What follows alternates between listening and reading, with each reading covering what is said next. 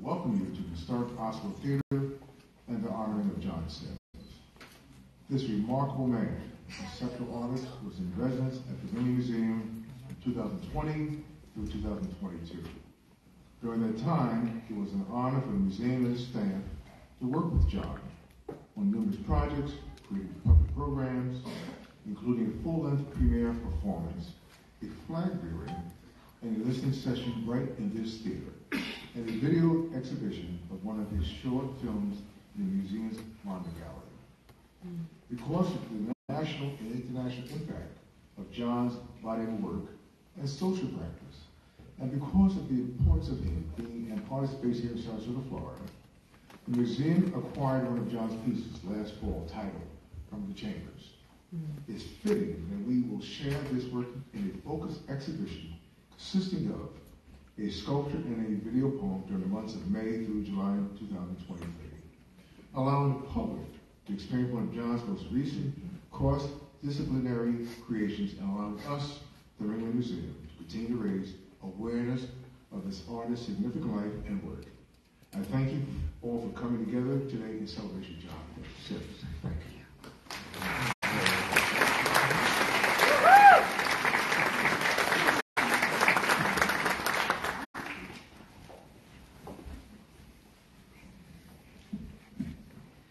In honor of John and his tireless efforts toward restorative and social justice, we wish to acknowledge that we currently sit on the traditional homelands and territories of the Seminole, as well as other historical groups, including the Calusa and Tocobaga. Today, the state of Florida is home to the Seminole, Miccosukee, Muskogee, and Choctaw, and to individuals of many other Native groups. We recognize the historical and continuing impacts of colonization on indigenous communities, their resilience in the face of colonial and state-sponsored violence, and fully support indigenous sovereignty. We will work to be more accountable to the needs of American Indian and indigenous peoples. Secondly, we would like to acknowledge the state of Florida's complicated history with slavery and anti-Black racism. While a Spanish territory, the land that is now Florida was both a site of enslavement, but also a haven for escaped slaves from the north. Former maroon site of Angola, situated just north of us on the Manatee River, reflects a deep history of anti-slavery resistance in Florida. However, under the control of the British and eventually the United States, Florida was a slave state. On the eve of the Civil War, enslaved African Americans accounted for 44% of Florida's population. Florida seceded from the Union in 1861, confirming the state's commitment to maintaining the horrific institution of slavery. After the end of the Civil War, Reconstruction and Jim Crow in Florida were defined by anti-Black racism and violence. The legacies of these histories continue to sustain systemic inequalities and oppression. Today, we acknowledge these histories to honor John's legacy in activism and social justice and his efforts to actively confront the ongoing legacies of settler colonialism, slavery, and anti-Black racism. In his memory, we will continue to challenge and dismantle the systems produced, created, and recreated by white supremacist ideology. Thank you, John. That's it.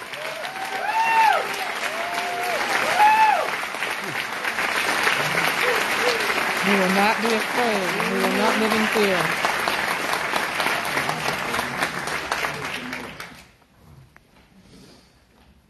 Good evening.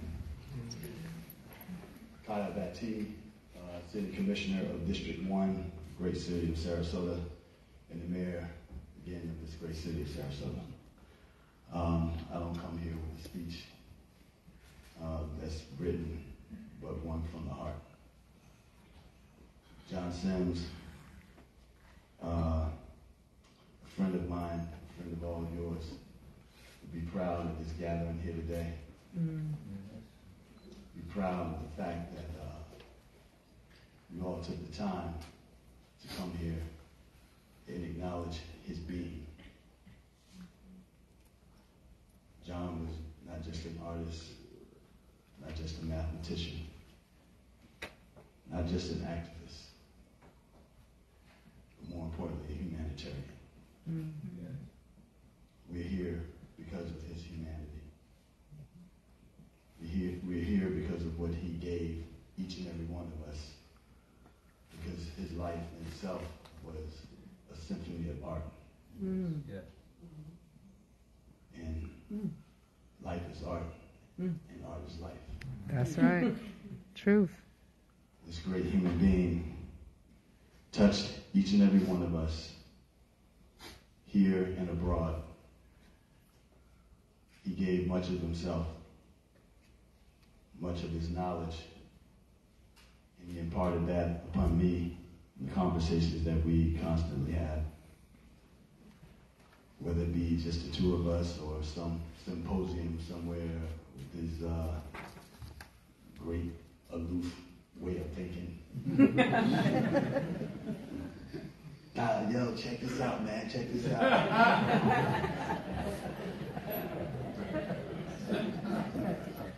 I'd be like, what's up, Sims? But there are many things that I remember about my friend, a mentor, and a brother. But I come here to you on behalf of the city of Sarasota, the leadership of our great city, which represents what John was all about, and that was diversity. I myself, an African-American mayor, a city manager from Trinidad, a former mayor from an immigrant from Dominican Republic, a city auditor and clerk, African-American female, a number of Caucasians that serve with us as well.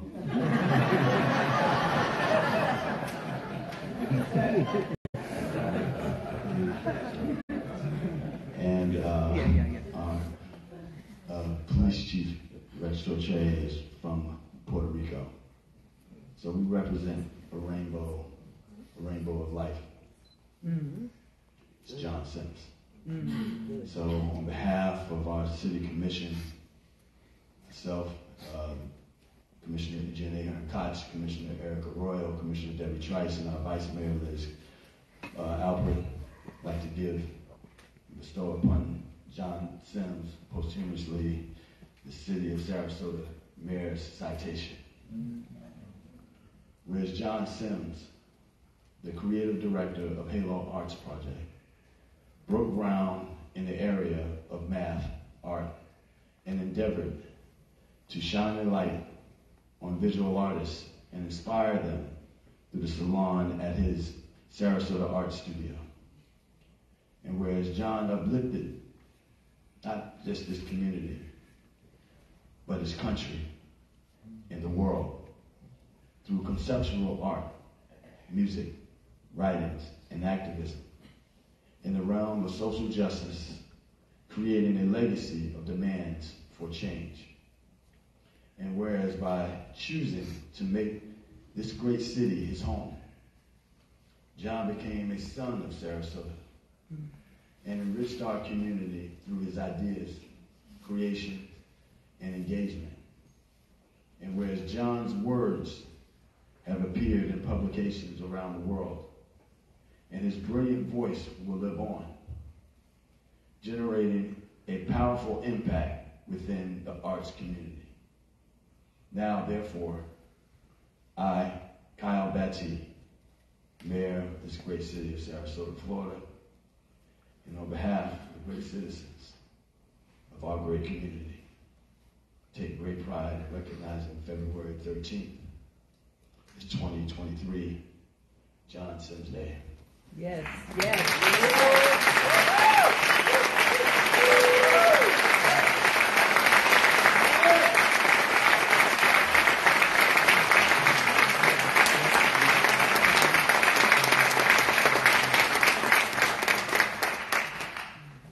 But I have to take it one step further and do my friend great justice. Is what is it? The square root of love. That's what John was all about. And he came to me when he wanted to do that, so I set him up with a curator for wine, and then someone else for a venue in which to do it. But just because he was a great human being, a great humanitarian, and he touched us with his humanity. And that's what this is all about. So, beyond my words, I'd like to bestow upon him as well the key to our great city. Oh.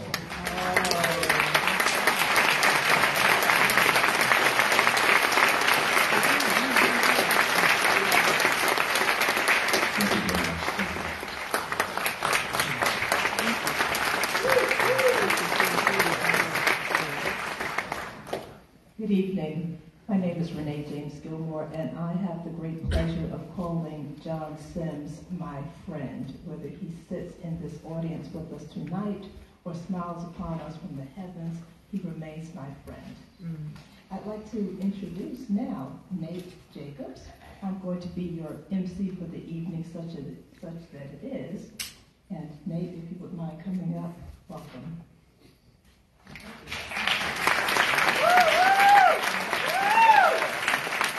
Thank you. John Sims, genius, colleague, and friend. He was a mentor of mine. He was forever patting me on the back for West Coast Black Theater Troupe and having a black theater institution in a city like Sarasota. And I was always wowed by what he was doing. When he would share what he was doing, I'm like, you doing that? You're thing in New York? But he was so about, man, you doing it, man. So when I thought about what song I should share tonight, I thought about John, a light in this world, and was always a light, illuminating and sharing what he felt was his message, what his art was, and he had so much passion and conviction, just a total inspiration to me, and my life is blessed because the paths crossed where I met John Sims. So, the song that I asked John, what should I say? Like he said, this little light of mine, I'm gonna let it shine. All right. This little light of mine, I'm gonna let it shine. Yes, this little light of mine, I'm gonna let it shine. This little light of mine, I'm gonna let it shine. Let it shine, let it shine, let it shine. Oh yes, God gave me a light, and I'm gonna let it shine. Yes, God gave me a light, and I'm gonna let it shine. Well, God gave me a light, I'm gonna let it shine. Let it shine, let it shine, let it shine. And in one place here in Florida, he said, everywhere I go, I'm gonna let it shine. Yeah, everywhere I go, yes, I'm gonna let it shine. Yeah, everywhere I go, I'm gonna let my light shine. Let it shine, let it shine, let it shine. Yes, yes, God gave me a light, and I'm gonna let it shine. Yes, God gave me a light, gave me a message, and I'm gonna let it shine. Yes, I won't waste one day, one moment, 1 hour. I said I'm gonna let it shine, let it shine, let it shine,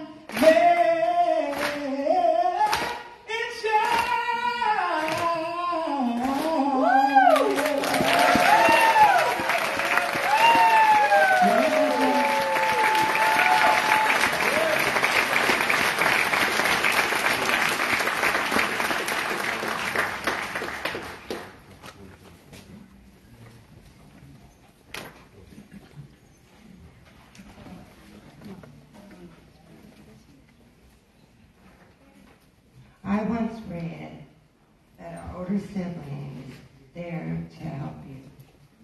To be confident when you're timid. To be strong when you're weak. And to be fearless when you're scared. John was all of that for me. In the early 90s, I was going to college part-time and was taking college algebra and wasn't doing very well. Actually, I was failing. And one day, the phone rang. And actually, it was the day that I had to go take my final. And I didn't really know what I was going to do. And John called. He called to speak to my mother. My mother wasn't there. And I told her my situation. And John, he listened. And he said, Angie, don't worry. I got you. Mm. And he did. He had my back. So we went over the practice test, because I had a practice test. And he went over every problem. And he told me and explained to me every problem. And when I went to school that day, I remember what my brother told me. And I got 100 on my final.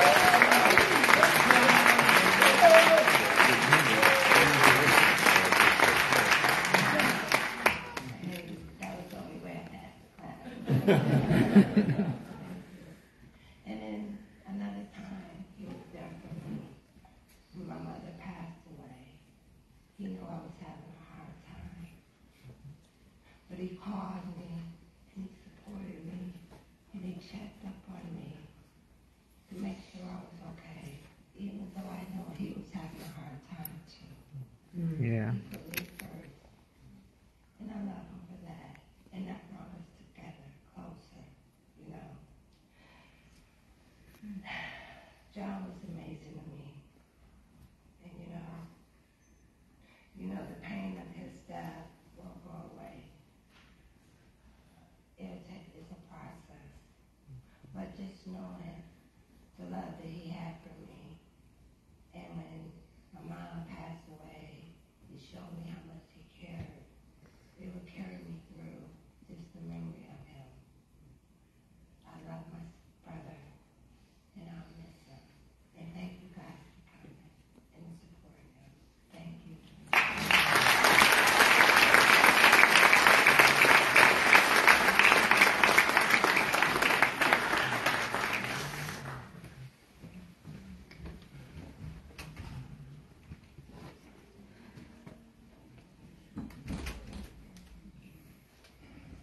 That was my beautiful sister. Greetings from Detroit, Michigan, home where me and my brother and my sister were born. I'm so proud to have Mr. and Mrs. Archie here representing. It's a beautiful thing.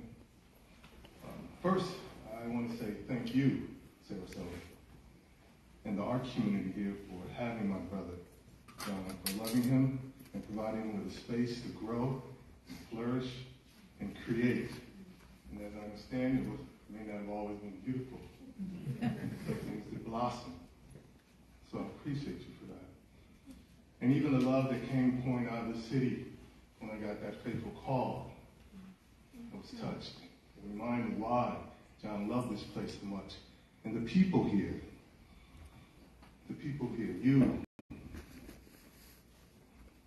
the Ringling, Charlene Hunter-Gall, Ron, Gail, Fulton Ross, Katie Elise Thompson and her husband Larry, Brick Rule, Jackie at the Halo Arts Project, Ed and Claudia, who without her wouldn't have been able to see Super Bowl last night.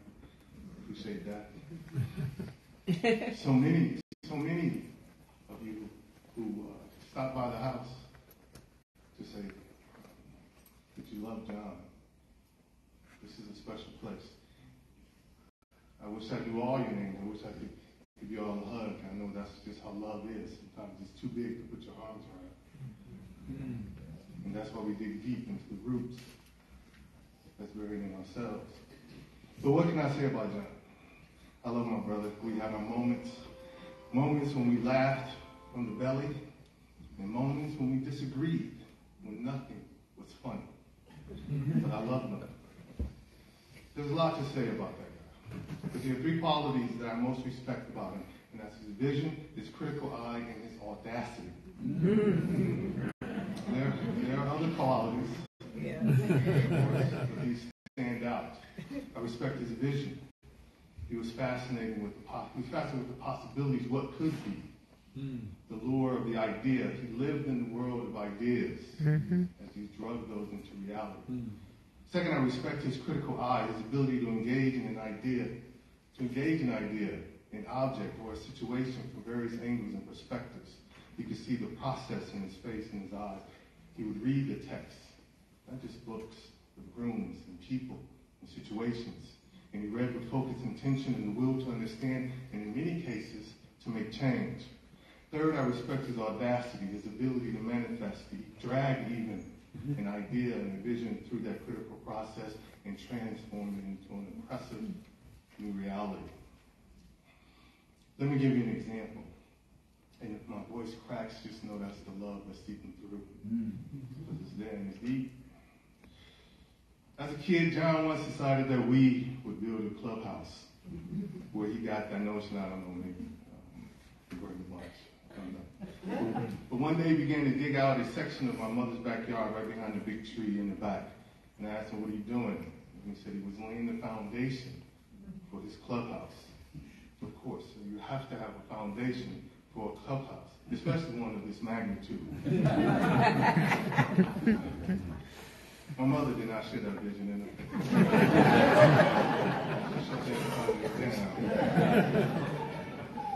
But if you go behind that tree in our backyard today, you will see the impression that John made on the earth with that project. Eventually, we built that clubhouse in a different place in the backyard. And I say we because John had recruited the block, a team of neighborhood workers to hammer that vision into reality. He had a plan. John figured that if he placed doors scavenged from the vacant houses and abandoned buildings, and placed them on their side in such a way we could create elaborate rooms that would rival the best in the clubhouse. You couldn't stand very much in the clubhouse, but you could chill. We found rugs and pieces of carpet to line the floor. John reinforced the roof with discarded green rods once used to support the once beautiful awnings that covered the porches of family homes on the block.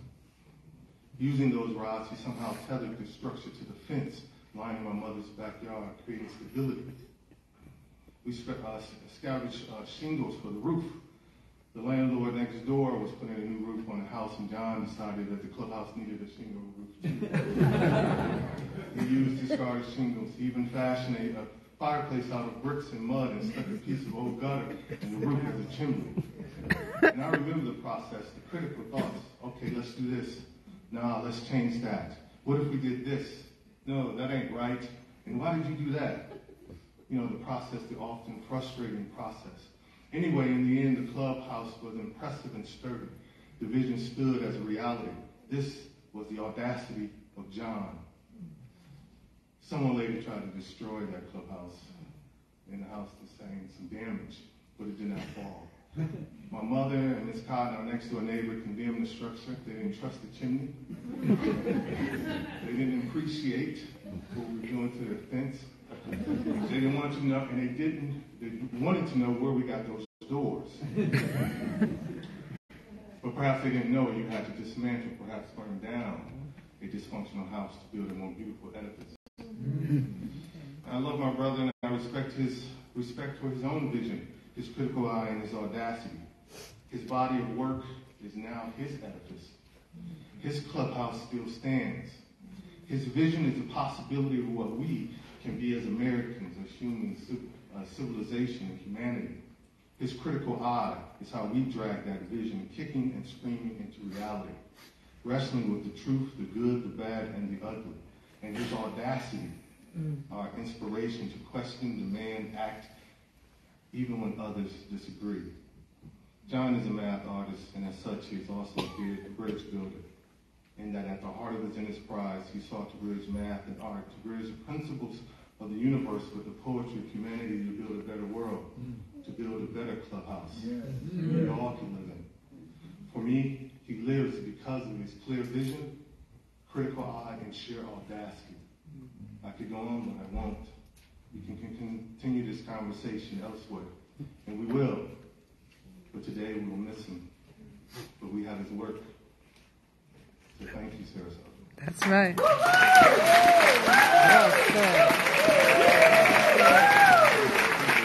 That was great, isn't it?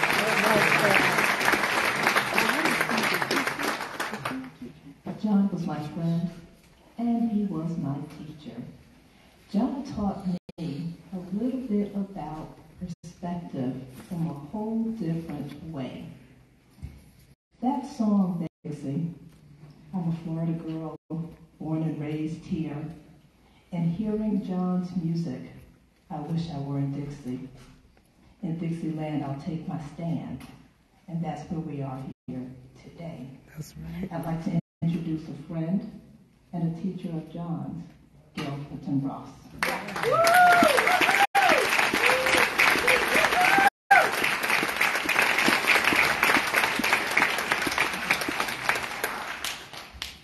Okay. Can you hear me? Yes. Yeah. Feels like that's far away. Okay. I've got to get my notes. So I can't see this.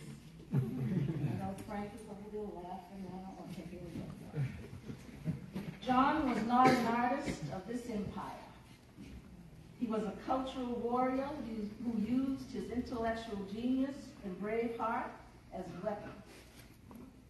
Math, language, and people were his passion. We live in a time where the brave heart feels helpless and the strong are weak. They don't see a way out of the darkness, so they fall to their knees. Not John. He was a hero. He wanted us to be heroes. I wish we could have kept him here longer. John felt it was a human obligation to lift each other up. John was urgent and patient. He was brave, he was strong. See, he wanted to save somebody. And then he wanted us to save somebody. Mm-hmm. He wanted us to be free of hate and fear. John Sims was a cultural warrior who stood up. When I met him, he was barely 30. He'd already made up his mind, and I agreed that we were facing a humanitarian crisis, not a war. There is a difference. A humanitarian crisis creates neighbors rather than enemies. It creates an environment of caring, compassion, regard, empathy, and helpfulness towards each other. Right. John wanted to reaffirm the value of every human being he met. He didn't mind if he lost blood on the way to salvation. He was determined to fight with all the strength he had until he died. He did what he could while he could. Tell it, Gail. For us all. That's right. He walked with his face turned to the sun, weight on his shoulders, eyes in the back of his head just in case. I love you, John. And I will miss you while I spend the rest of my life keeping my promise to keep on keeping on. Art is long and life is short. That's right. It really is. Rest now in peace, love, and power, my art son.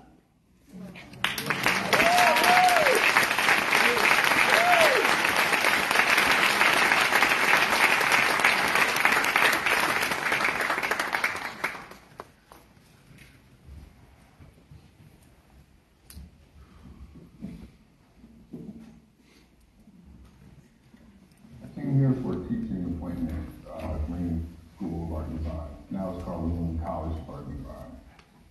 Can you hear me with me? I think my art process incorporates conceptual art, writing, performance, activism, part of a system of expressions and investigations that kind of interface with my creative expression. Performance has a very important and critical component to my work. Because the work is so conceptual, performance provides a way, a mechanism to reach a bigger audience, to reach emotionally, to reach in a social context, in terms of human stories, and to be able to reflect that into a performance space. It allows for a kind of human reception of the work, which I value very, very much. So the idea is to sculpt ideas in a conceptual space and figure out how to basically bring them forth on a platform that can engage the human story. And the human story plays out best, very often, in the most powerful ways through performance. So I have three major groups of work: the mathematical artwork. I also have political artwork and Confederate flag, iconography, and then also some time-based work. But the math art, for instance, I created a character called Johannes Kirsch, Spots in the Sky, because Afro-German Jewish math art poet. I formed this math art manifesto through the German language, through this performance of this character that I created. So that is much more interesting to hear this manifesto through the presentation of this created character. It's a video presentation and it's translated, so now you have to pay attention to the translation if you don't know German, right? So you have to pay the text, the actual performance of this character. It gives you a different kind of entry into a certain kind of manifesto on that.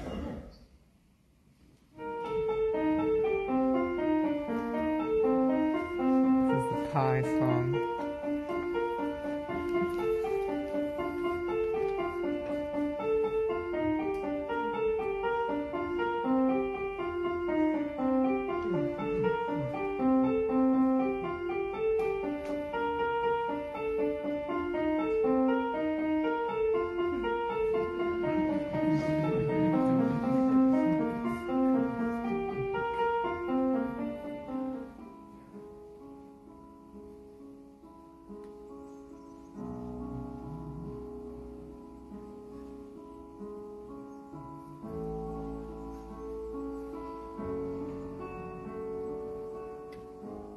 Der Kreis um Punkt, die kreisförmige Bewegung in der Perfektion der Bahn, die Geometrie demokratischen Wachstums im Vergleich 3,141.926.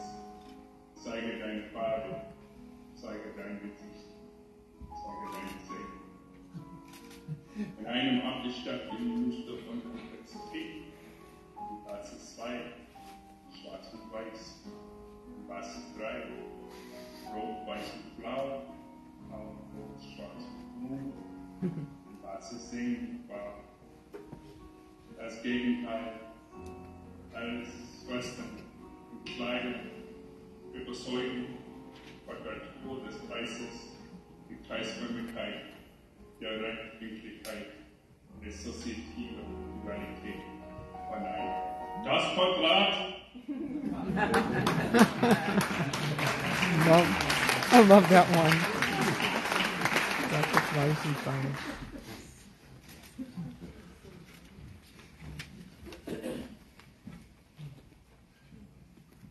I'd like to say John was before his time, but I think John was here just at the right time. I'd like to introduce now Bob Holman.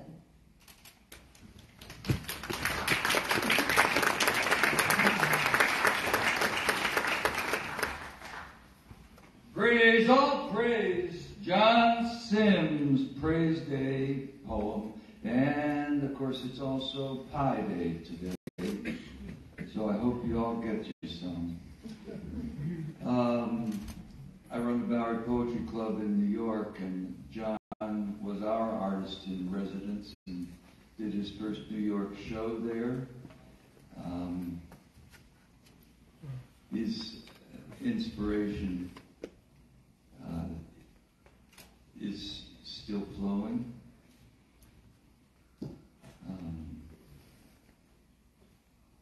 This last time I saw him was in November when he came up to New York with a bunch of folks from Sarasota and introduced everybody around. It was for the launch of the magazine, A Gathering of the Tribes. The Black Lives Matter issue, edited by Ishmael Reed. John helped Danny Simmons edit the art. It's a poetry and art magazine. And it was an exciting and thrilling night, and was surely the opening of so many more exciting and thrilling nights, only to be cut short just a couple of weeks later. I don't know what to say. So I wrote a poem, because that's what poets do. And praise poems is what comes about when somebody you know and love isn't there anymore. This one is published in the latest edition of the Brooklyn Rail, which also is a zine that John did a lot of work with, had a cover of, and his interview with Kay Prevale, a gorgeous thing. And he also did a lot of their podcasts. So let's praise John. Praise, all praise, John Sims' praise poem. Well, when he walked in, you knew it. He's well over 6 foot. Does anybody know exactly how tall he was exactly? Was it 6'4", with ferocious soul and hair to match? It was John Sims. John Sims, polymath, artist, also actual mathematician, activist always, sweet and gentle man, died unexpectedly over the holidays. His many projects will live on, of course, or let's hope they do. Detroit native, central to Sarasota cultural scene, artist in residence at the Ringling, taught at Ringling College, the math art course he created, still part of their curriculum. He'd make several swings through New York each year, filling us up with his latest news, his latest ideas, his latest projects. Now, the Confederacy projects were always in movement. When John said he was going to hang a Confederate flag in his show, he did exactly that, in a noose, on a scaffold. Various flags in varying configurations, recoloration, proclamation, divisions of America, square roots, a quilted manifesto with Amish quilters, rhythm of structure, more math, more art, the LP Afro-Dixie remix, 13 tracks of Dixie in genres of black music, spiritual, blues, gospel, jazz, funk, calypso, samba, soul, R&B, house, hip-hop, lighter notes by the great late Greg Tate. There was the Square Root of Love performance he did at La Mama Theater with Karen Finley, which was set to play Lincoln Center. There was the Geometry of Times exhibition at the Bowery Poetry Club. There's Pi Day, his creation. He loved pie, where pie is celebrated an alternative Valentine's Day. Happy birthday, John. During residency in Charleston, 2021, in the middle of the night, 2 cops enter his studio where he's asleep, demanding with guns drawn, "What are you doing here?" handcuffing John, who was working on a film, the near-death residency when he died. The sudden way he passed, the way word spread about his death. First, he was dead, then he wasn't, then no news anywhere, and then he was dead again. Friends started calling. Danny Simmons calls with news, then says, hold off posting because, no real because. Danny was art editor of the new Gathering of the Tribes Black Lives Matter issue, edited by Ish Reed, with John Sims on the cover. Yes, John himself staring out at you from behind a COVID mask with BLM Sharpied on it. Sims smack in the middle of the cover of Tribe 16. John was intent on getting his art into the hands of the people, and here he is, a self-portrait of John Sims, so we can remember right now. During this flood of death texts and rebirth phone calls, Reverend Billy Talon rang, his voice a huge question mark full of disbelief. John had just visited Billy's church of Stop Shopping that Sunday. The next night, he's at the party for Tribe 16 at the Bowery. He'd been on the Revs podcast. This couldn't be true, right? What happened? What happened? What happened? I spoke with Karen Finley, who truly just didn't get it. John Sims is not dead. We agreed. Not Mr. Full of Life. The vibrant spirit ain't ever gonna get gone. Finally, Jackie Patron called from Sarasota. I just met her with John at that Black Lives Matter event. She'd been part of his posse. She had the info. Yes, John was dead, found lying on his back on his neighbor's lawn, December 11, 2022. Probably a heart attack. He was 54. John Sims, no pressure cooker, one of a kind. He and I would bemoan what had happened to the word unique with the advent of very unique. Unique, we reckoned, is more unique than very unique. Because unique is one of a kind. Any adjective, adverb would diminish that quality. It would compare that which cannot be compared. Mm-hmm. No comparison. Unique as John Sims. Tell it.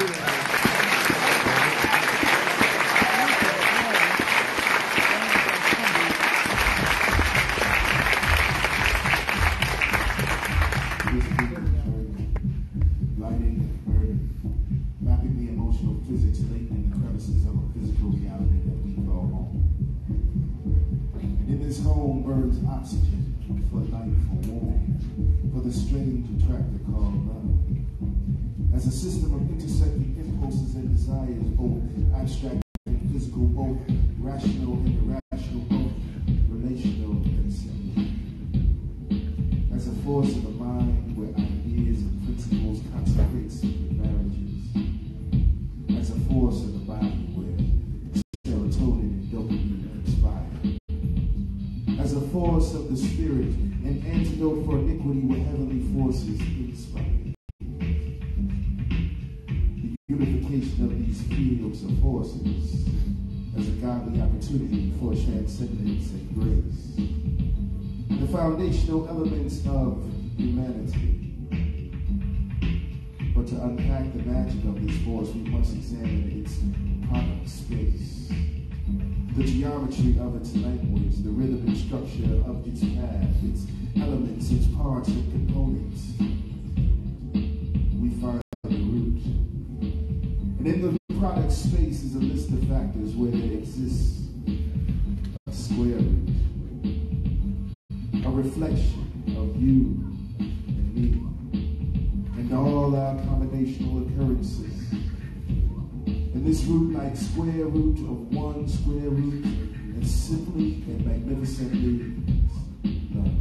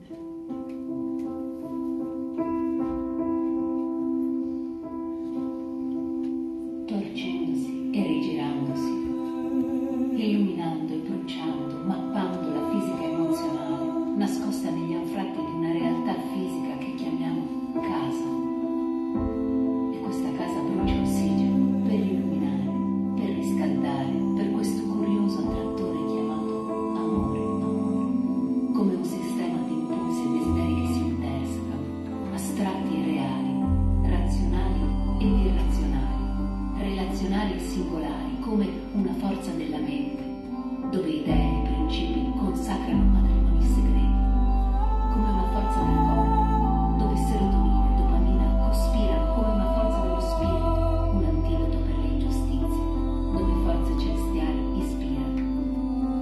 L'unione di questi campi di forza è un'opportunità divina per trascendenza e grazia e gli elementi fondanti dell'umanità.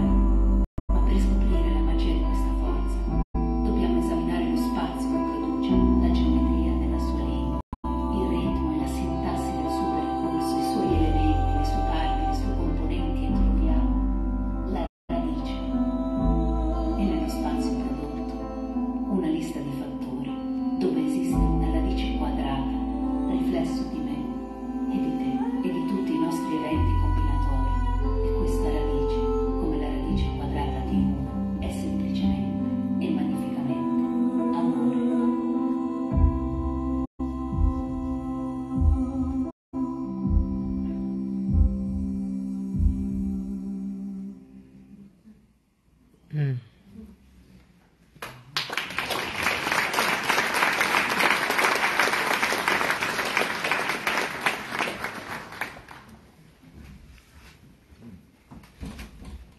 John Sims had another friend. She's not able to be with us tonight, but she sends these remarks. Her name is Ella Miller Toy. John's passion for quilt making led him to the door of Alma Sue's quilt shop in 2003. There, he met proprietor Ella Miller Toy, a member of Sarasota's quilters community and a trained biologist and chemist. Ella shared that John walked into the shop asking for help to make a pie quilt. One quilt led to a body of 13 math quilts that finished over a period of 7 years. Artist Amy Sherrill helped John sew 3 quilts and tops of them over the course of that time. For 20 years, Ella and John worked together on his quilts and then his Rhythm of Structure project. Next, we're going to have some tributes. And I can only say that as a journalist, meeting John Sims and having conversations with John took journalism to another level. Absolutely. Normally, people call me and say, how can I prepare? Whenever John called me, I said, John, how can I prepare to be with you? Thank you.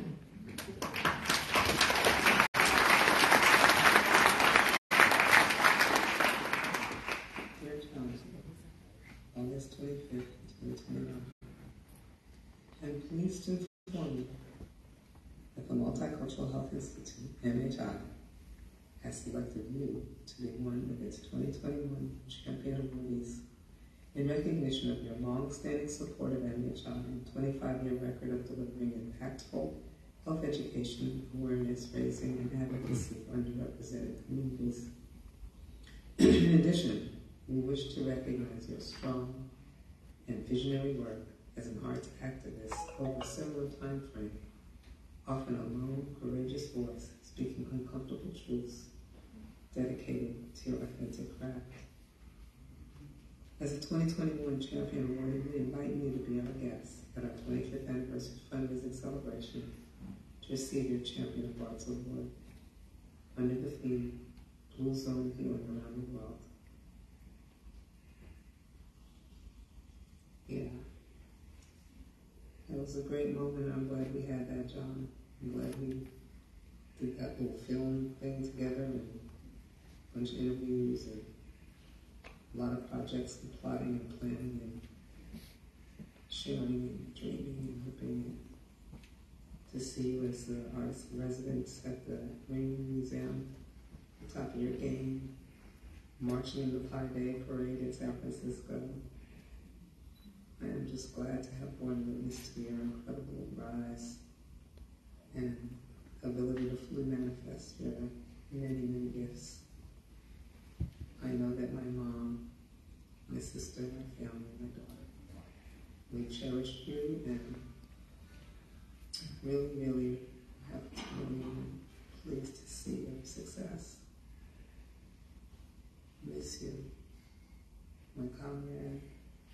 soul brother. My birthday almost twin. We're not going to do Valentine's now. Square root of love moments. Guess we'll just have to all keep remembering and saving the incredible legacy that you leave for us all. Thank you.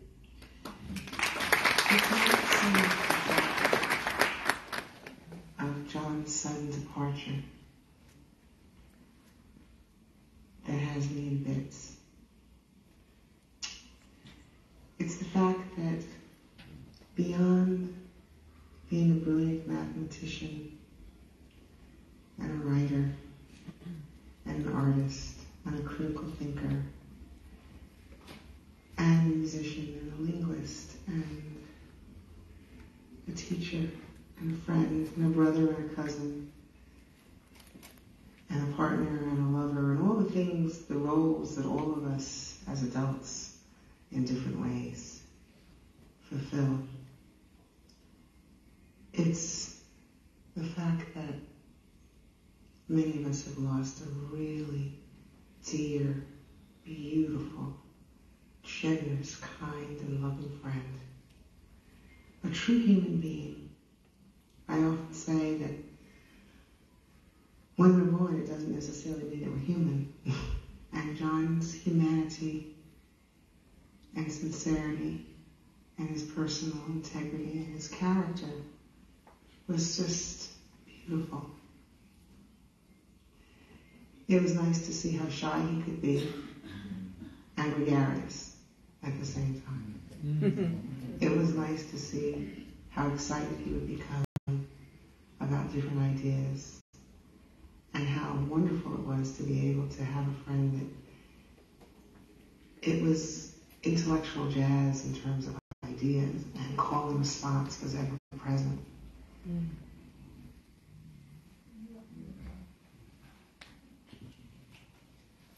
Letters off. In the most direct way, oddly enough, from the math art point, it's this notion of the square root of love. Like what times what equals love.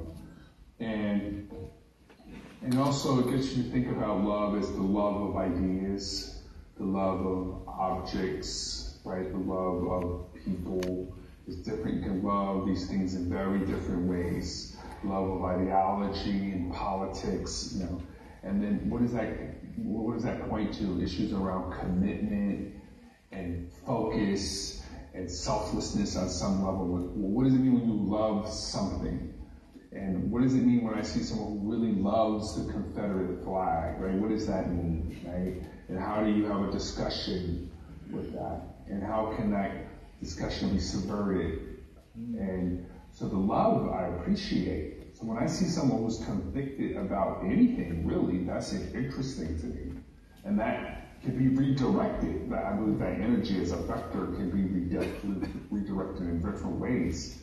But the idea of having passion and focus and commitment, I'm drawn to that because I realize that for things to change and to connect and replicate itself over long periods of time, there's a sense of consistent attention that's necessary.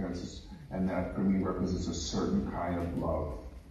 When you're committed to something and it becomes part of how you move through space, which is very different than superficial, in the moment, surface kinds of infatuations, but it's that kind of how do you move forward and you anticipate problems and you're able to accommodate that because you're committed to that path. So it's that part of love that I try to convey with my own commitment to the work, right? And how I want that to inspire the folks who might also connect to my work in terms of, dealing with Confederate iconography or white supremacy. These are long-term things that in some ways require long-term attention, long-term care, and in some ways it requires love. So that's without calling it that, but that's the element of love that is so important. Being committed, being focused, and being reflecting and forgiving when necessary, and being, held accountable when necessary, so that you can do better, be better, and create a space that seems more just, more fair, more loving, and more embracing. Right? So I think that's a lot of the work, even the math art elements, even the political art elements. How do you find a path to connect us socially, right? That we care about each other, and we're allowed to care for ourselves and have that kind of mutual discussion between the individual to the community and the group to the community. And I think love is the thing that I see connecting us in real emotional ways beyond the money and the trading of objects and the trading of favors. So that's kind of, I think, the work. And I certainly think this Confederate flag project has definitely been done out of a sense of love for the African American experience, love of the American experience, and a hope that how we can move forward as a humanity, how the art process can facilitate a greater love, passionate, and reflection experience to become the better parts of ourselves. Become the better parts of ourselves.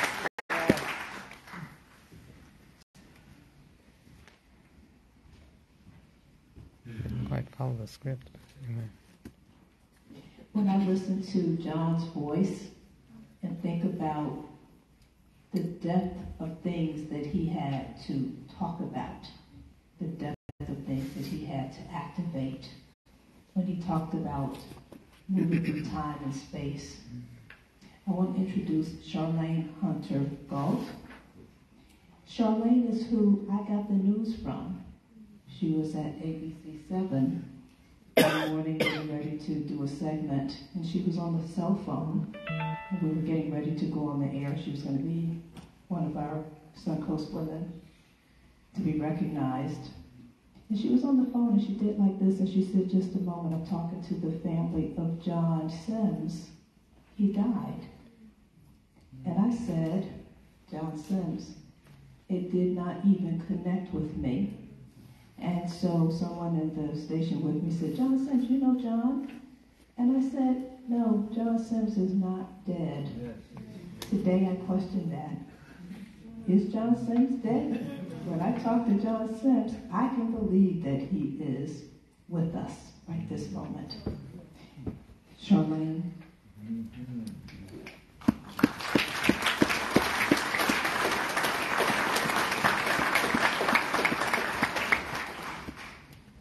I told her I was trying not to cry, but she just made me cry. By now, you've heard wonderful stories about John, from John, his powerful, creative talent and being. But before I knew about any of that, I met John through Ed and Claudia Swan, mutual friends who introduced us, my husband Ron and me, to Sarasota. And then, some 11 years ago, he also introduced us to John. And on one occasion, they had us to dinner, along with our visiting daughter, Susan, who's an artist, who the Swans correctly thought would benefit from meeting John. And indeed she did. For not long after they met, John organized a show for the two of them at his home gallery. He also mentored other young women artists, and he once introduced me to some of them during lunch at Rosemary and Thyme. Here, right here. He knows all about that because he probably paid for that lunch.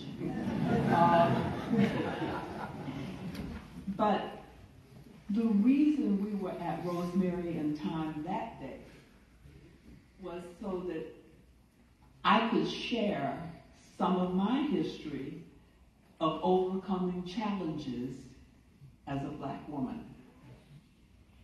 Moreover, John's generous heart, head, and spirit, he clearly inherited from his wonderful mother, whom you've heard about so far, were in evidence when I got him to serve on the Clara Elizabeth Jackson Carter Foundation, of which I am president.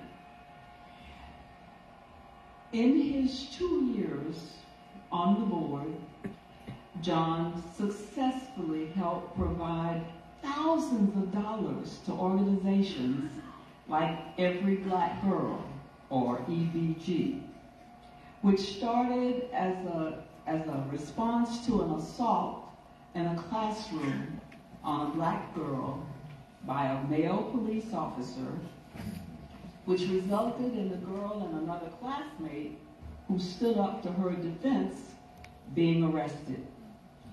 EBG got the charges dropped, got the law amended, and also prevented the girl's education from being interrupted. Now you know what happens when you go to jail. Everything gets interrupted. So this was huge. Another women's organization John got foundation support for was the Right Side of 50. Now, if John were alive today, I would say do it for the right side of 80, because some of us are 80. But this was an organization called the Right Side of 50. And it works with women from all ethnic backgrounds with problematic life situations, including being underemployed, and others who, as the organization states, have jobs but not careers. That makes a difference. And no surprise here, John also got funds from Aisha Moses and her organization, the Young People's Project. Some of you, and I hope all of you, have heard of Bob Moses. But that's why we have Black History today, so that if you haven't heard of Bob Moses, you can go to Black History and learn about him. We need our Black History people.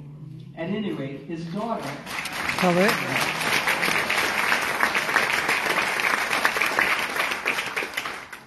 any rate, his daughter, Maisha, is carrying on his civil rights work, and dare I say John's work, in her way. She's focusing on young elementary school students. Now that reminds me of John's sister, Angela, because his work, in her way, she's focusing on young elementary school students to improve their math skills and acting to remove systemic and institutional barriers to their own individual success and the collective success of their peers. And so, in his hometown of Detroit, John helped to support artists from there, as well as from the diaspora, because you know, when they come to America, they don't always know much about this country. So they provide that. And so, I'm close to closing, because I want to be true to what I was asked to be, which is brief. Let me say in closing, I pray that John's high wind will always be at our backs as we attempt to walk in his very large, and I mean very large, shoes. Now, several times today, I've heard people say that John has died, and they talk about his death. Well, my husband and I lived in South Africa for 17 years during the life of Nelson Mandela. And one of the things Mandela told me one day when we were having a little offside talk was that the South Africans do not use the word death or dying or dead. They say transition, because as we know, I knew this was going to happen. Get it together, girl. We know from listening to John and to listening to all of his friends and family who loved him, that John is with us. And what Mandela taught me, President Mandela taught me, was that when people transition, their relatives and their friends, like all of you, talk to them when they have a problem. Because they believe, and you heard what John stood for on so many levels, they believe that when they talk to that ancestor, the solution to their problem is going to come from him, or if it's a her. And so today I'm asking, as we remember our beloved friend, that we think of him having transitioned, and you know what he stood for. So when you have a problem, talk to him like I do. Thank you.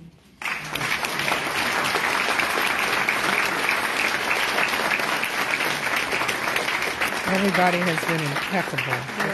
Oh, here's Melanie now.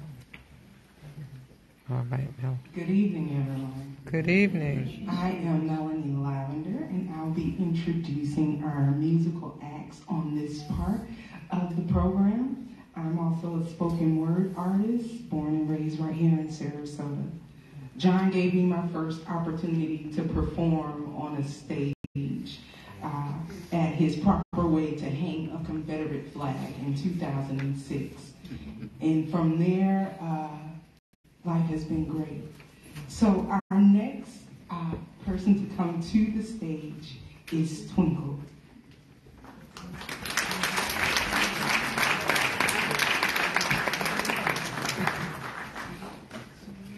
I love John like everyone else here, and it's hard to sing when you're emotional, but over these decades, the one thing I wish the most whenever I would talk to him or see him is that I had glasses with video camera 24/7, that anything he said was captured for all time, because he always was amazing, as everyone knows here. It's not only a great loss for us, I think it's a great loss for the planet, but I love what she said. I don't believe in death now anymore either, because I can't picture that mind, that heart. That didn't go away. That is here. It's somewhere. Anyway, I love you, John. And he called me and asked me to please sing this at a gallery when he wanted me to sing Dixie. And so then we did it on the album, and he had all these wonderful musicians. He was just an extraordinary individual. And I didn't mean to talk about anything. I was born here also. Sarasota is one of those places where if you get to meet somebody like him, you just can't believe that the world has put you in front of this person and now you're friends. It still blows my mind. Oh, I wish I was in the land of cotton. Good times there were not forgotten. Look away, look away, look away, Dixieland. Oh, in Dixieland, where I was born, on that cold and frosty morning. Look away, look away, look away, Dixieland. Oh, I wish I was in Dixie, hooray, hooray, in Dixie.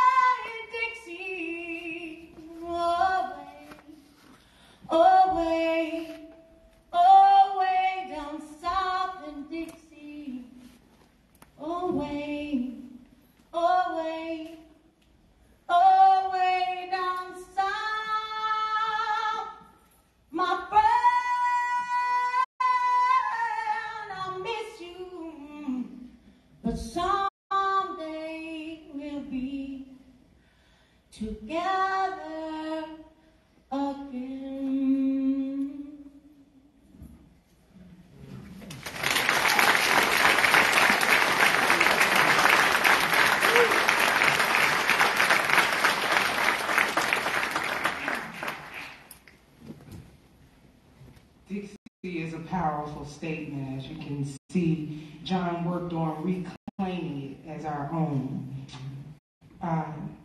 In 2006, I wrote a piece, and I'm just going to do a small portion of it for you guys, called Dixie.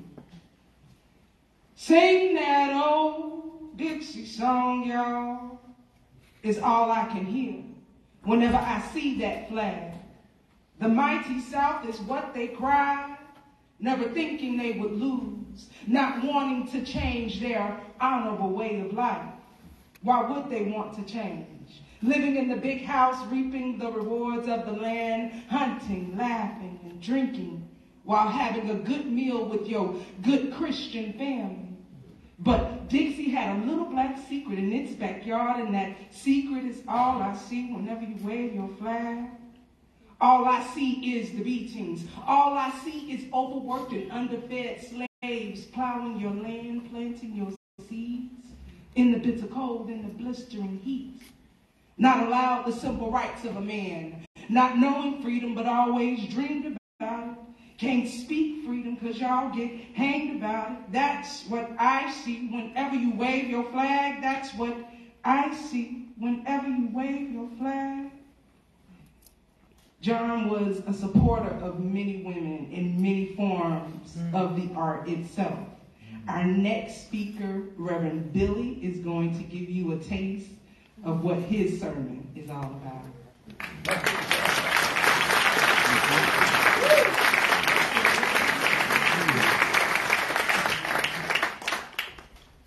Hallelujah. That's what, when John came into our lives in New York City, we were shouting. And we continue to, but I think that he supplemented this activist church we were creating from people from all kinds of backgrounds gathered together to defend the earth. And he got us singing Love-Alleluia. That's what I was Hallelujah. And Life-Alleluia. Somebody give me a Love-Alleluia here today. Hallelujah. Love-Alleluia. One more time. Love-Alleluia. Hallelujah. Now Charlene just told us to talk to him. Talk to John. I feel the need to talk to John right now. Because one thing that he would want us to be is realistic. Yes. We live in a moment when racism is, it's on the rise. It's being shouted in Congress. Racists are just open right now. Carrying a gun in public. There are racists that are proud of it. And just at that same time, Love-Alleluia, Earth-Alleluia, the people that are killing the earth are proud of it. John would talk to us about the big banks. And we're going to leave the beloved gathering, which we will remember. Don't you feel that? Yes. This is so magical. Yes. We will remember this for the rest of our lives. Indeed. It's a way for us to talk to John. Yeah. We're entering into this time of talking to John. But we're walking into racism and earth. Each and every one of us has to be so creative right now. Because the hate is so organized. Right. So implacable. It is art forms being adopted for hate. It's financial institutions. You know, maybe John would be talking kind of gently about it. He'd be saying, wow, we're in big trouble, and we have ways to open it up. We have ways to talk to that person, that hater. And that hater has a gun. That hater will trash our most beloved institutions. That hater will kill democracy. That hater will come into our yards, come into our homes, point fingers at us and call us incredible things. You eco-terrorist. And then he'll remind us about how music slows police down. He'll start telling us about how trance states are real, that you have real mechanical, like scientific ways of slowing down hate. And then you can go in there and start having a conversation. We can talk to John, and John will say, all right now, talk to that hater. Find a way to talk to that hater. Sing, dance, do it. Just bring everything you can up later. Because right now we have to save our earth. Love will be tested. True. John tells us we can love. Love-alluia. Love-alluia. Love-alluia. Somebody, love-alluia. Hallelujah. Church, you get that call and response type of thing. So can we get another love-alluia? Love-alluia. Right, love-alluia? Love-alluia. Hey, y'all feeling the love. Our next speaker is Macy. She is a part of the West Coast Black Theater Troupe and also a Booker BPA graduate and a performer. Stage Macy.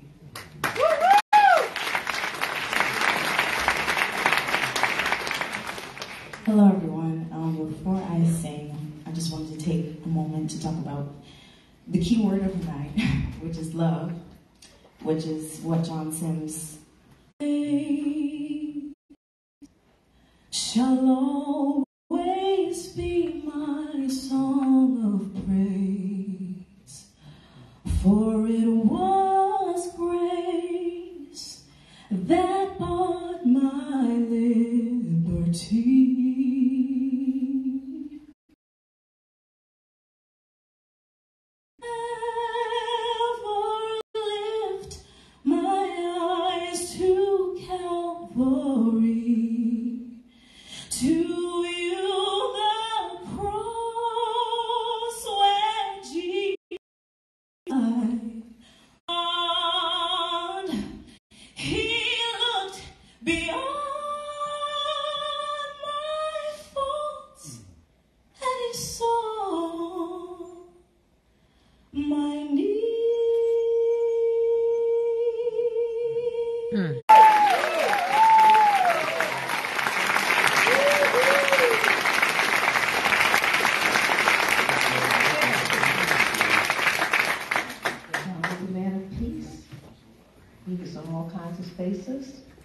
Politics was one of them.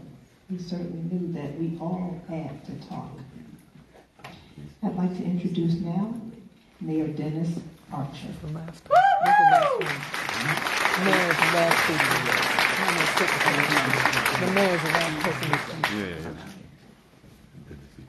My name is Dennis Archer. I am a former mayor of the city of Detroit. And I'm a member of the Board of Trustees of the John and Mabel Wrigley Museum of Art. We certainly hope that you have enjoyed this evening celebrating the life and contributions of one of America's unique and talented artists, John Sims. From the speakers this evening, we have learned that John, during his life, always found time to share his work with museums and art shows throughout the world. We also learned that John shared his vision with other artists who sought advice, insight, and help. John also helped to showcase and promote other members of the art community. To those who spoke this evening, thank you for your thoughts and respect for John Sims. To the family of John Sims, we were grateful that you were here with us this evening. I saw the memorial that took place in Detroit. It gave us insight into John's growing up in Detroit. We loved him first. We learned that John dared to be different. He had, as his brother shared, 3 qualities: vision, a critical eye, and audacity. They were just what we needed to make this right. What you did not see this evening was a core group of people who served on a committee that helped to plan this evening's tribute to John Sims. They knew John, respected and loved him as a person. Some benefited from his willingness to share his talent, helped some to make some important decisions, and just plain wanted to help in planning this event. We were led and guided by an outstanding person by the name of Elizabeth Dowd. She is the encouraging